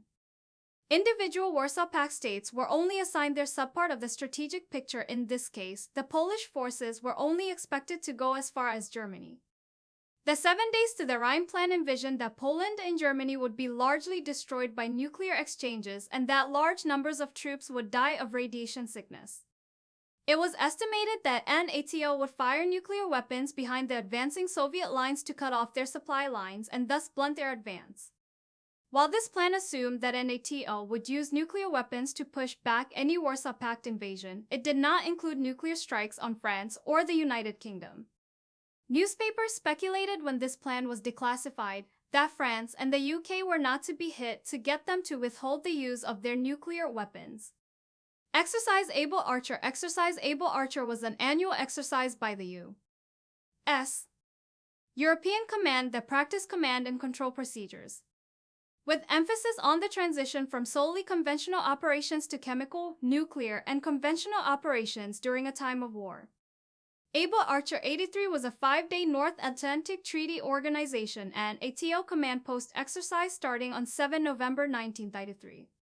That spanned Western Europe, centered on the Supreme Headquarters Allied Powers Europe SHAP headquarters in Casto, north of the city of Mons. Able Archer's exercises simulated a period of conflict escalation, culminating in a coordinated nuclear attack. The realistic nature of the 1983 exercise, coupled with deteriorating relations between the United States and the Soviet Union and the anticipated arrival of strategic Pershing I nuclear missiles in Europe, led some members of the Soviet Politburo and military to believe that Able Archer 83 was a ruse of war, obscuring preparations for a genuine nuclear first strike. 29-31-32 In response, the Soviets readied their nuclear forces and placed air units in East Germany and Poland on alert. 33-34 This 1983 war scare is considered by many historians to be the closest the world has come to nuclear war since the Cuban Missile Crisis of 1962. The threat of nuclear war ended with the conclusion of the exercise on 11 November, however. Strategic Defense Initiative NATO operational plans for a Third World War have involved NATO allies who do not have their nuclear weapons. using nuclear weapons supplied by the United States as part of a general NATO war plan, under the direction of an NATO's Supreme Allied Commander. Of the three nuclear powers in NATO, France, the United Kingdom, and the United States, only the United States has provided weapons for nuclear sharing. As of November 29, Belgium, Germany, Italy, the Netherlands, and Turkey are still hosting U.S. nuclear weapons as part of NATO's nuclear sharing policy. Canada hosted weapons until 1984. 41 and Greece until 2001. The United Kingdom also received U.S. tactical nuclear weapons such as nuclear artillery and Lance missiles until 1992. Despite the UK being a nuclear weapon state in its own right, these were mainly deployed in Germany. In peacetime, the nuclear weapons stored in non-nuclear countries are guarded by U.S. airmen, though previously some artillery and missile systems were guarded by U.S. Army soldiers. The codes required for detonating them are under American control. In case of war, the weapons are to be mounted on the participating country's warplanes. The weapons are under custody and control of USAF munition support squadrons co-located on NATO main operating bases that work together with the host nation forces. As of 2005, 180 tactical B-61 nuclear bombs of the 480 U.S. nuclear weapons believed to be deployed in Europe fall under the nuclear sharing arrangement. The weapons are stored within a vault in hardened aircraft shelters using the USAF WS-3 weapon storage and security system. The delivery warplanes used are F-16 Fighting Falcons and Panavia Tornadoes.